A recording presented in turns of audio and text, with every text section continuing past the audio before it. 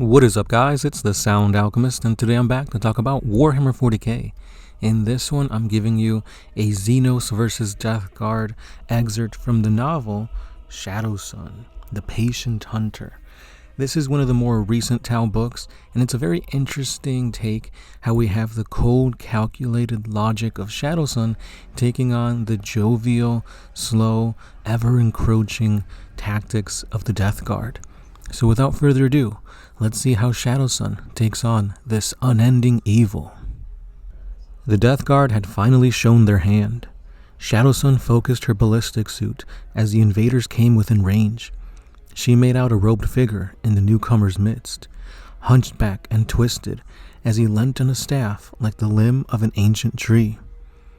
A twisted, hideous thing that appeared to have a helm cast in the image of a blowfly loomed behind it.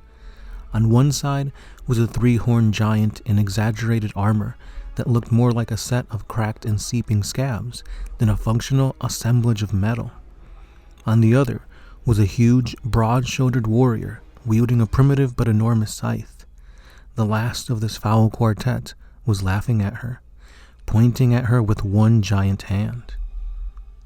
"Ah, there she is," spooled the Autotrans, rendering the guttural Imperial Gothic of the Gwei Ran Sha into intelligible screeches of Tau. "The Queen of the Tech Hive. Come, brothers, let us teach her who truly reigns here." The Gwei Ran Sha moved with a slow, powerful certainty, spreading out into a wide diamond shape. Shadowsun cast a glance at her disposition suit, sketching the projection of force as an intercepting course. The bait was taken. "Come on," she said. "Come in nice and close." They were the leaders of the enemy fleet. She would stake her life on it. Gwei Ran Sha commanders were famous for wanting the choicest kills for themselves, respecting only displays of raw strength. And sure enough, the scythe wielder who had addressed her lumbered towards her with his weapon raised. The warrior was huge, his blade swinging in front of him like a pendulum, as if in challenge. She sent a blinding double beam of fusion energy to greet him, but it sizzled to nothingness as if it hit an invisible shield. "Try harder, little praeling." Gritting her teeth, she feigned a withdrawal, backing off at a measured pace to keep the newcomer's focus on her. Already, her suit's systems were reading them, delving into the Tau Empire's records and cross-correlating the results from Krelik and Calendula. "You defile this place with your presence, warriors of the Death Guard," her Autotrans related from her suit's speakers in the watercast best Imperial Gothic. By their laughter, these bloated horrors understood her just fine. She felt the acid of scorn rise within her in response. The thought their technology advanced? Their brutish weapons were solid-shot ballistics, powered gauntlets, and blunt instruments. Ohei was more than capable of dealing with such primitive tools of war, and if not, her armor would be up to the task. "This world does not belong to you, nor your infected kin. Leave now, or feel the full force of our wrath." "Oh, who are you to welcome your new king in such a manner?" said the leader. He was stalking forward, toying with her as if he had all the time in the world. Hobbling up to join him at his side was a cowled and hunchback grotesque. His puffy face had something like a sinkhole in the middle. "I am called Shadowsun, High Commander of the 5th Sphere Expansion." She planted her feet and stood her ground, guns raised. "I am well versed in the adequacies of your kind." "You may call me Lord Gertstock," said the scythe wielder. "Oh, such gifts we have brought you. The embrace of entropy is a blessing," said the cowled bent elder. "Let us free you from the clean white shell and give you a glimpse of what we bring to your little empire." Blinking through her suit's weapon suites, Shadowsun brought up the symbol of a halo made of lightning. Emergency electroparalysis field. It was draining to her power source, but in theory, it could be devastating against foes in power armor, crippling them then and there. And so she triggered it, and a pulse of electromagnetic energy went outward.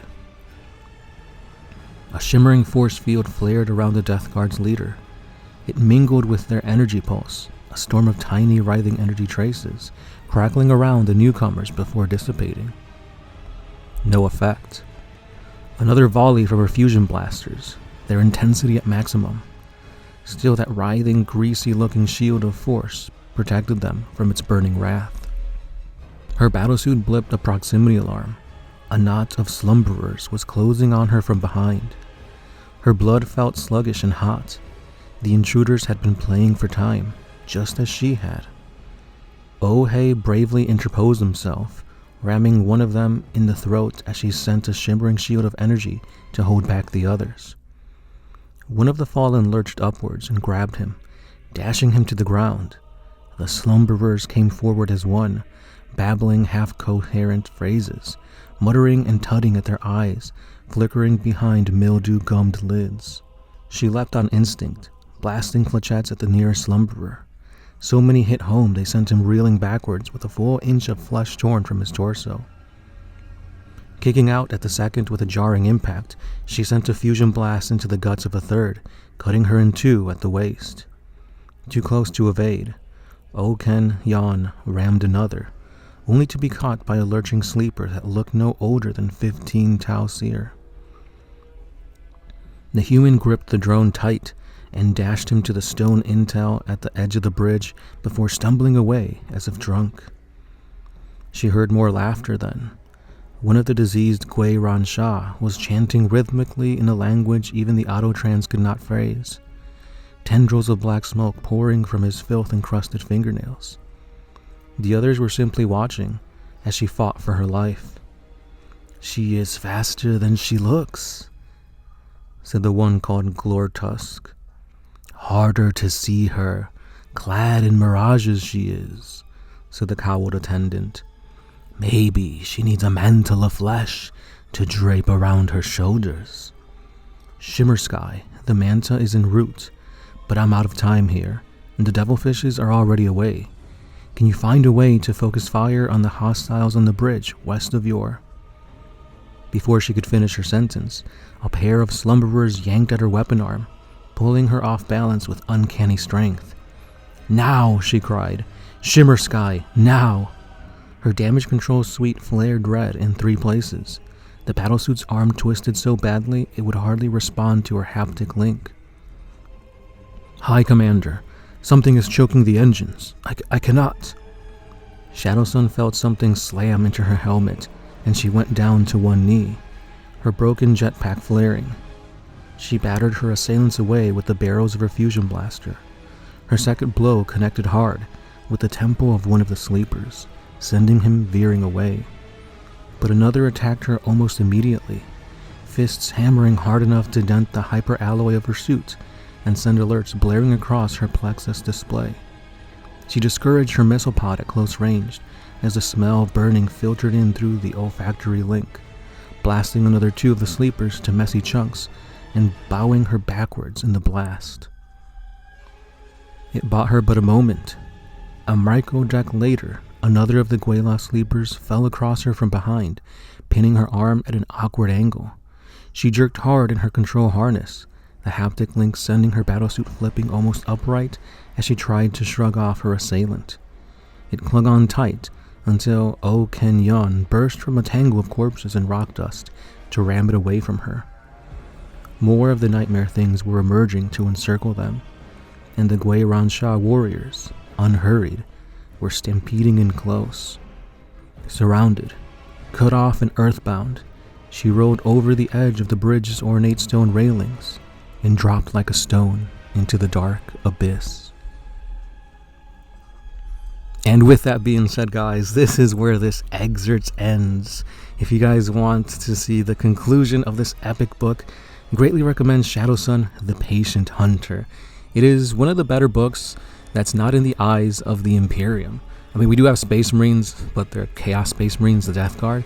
So we see here that Shadowsun is surrounded on all sides by poxwalkers, aka zombies, and they're just like torturing her and her stealth suit drones, while the 4 Death Guard are just slowly walking in and basically just poking fun at the injured and weakened Shadowsun because she can't do anything to hurt them.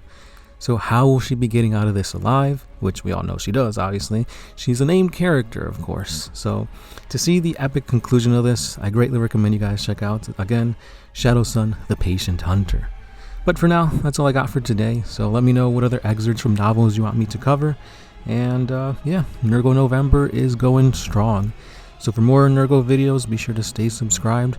And I'll be seeing you guys in the next one. This has been the Sound Alchemist, part of One Mind Syndicate. And I'll catch you then. Peace.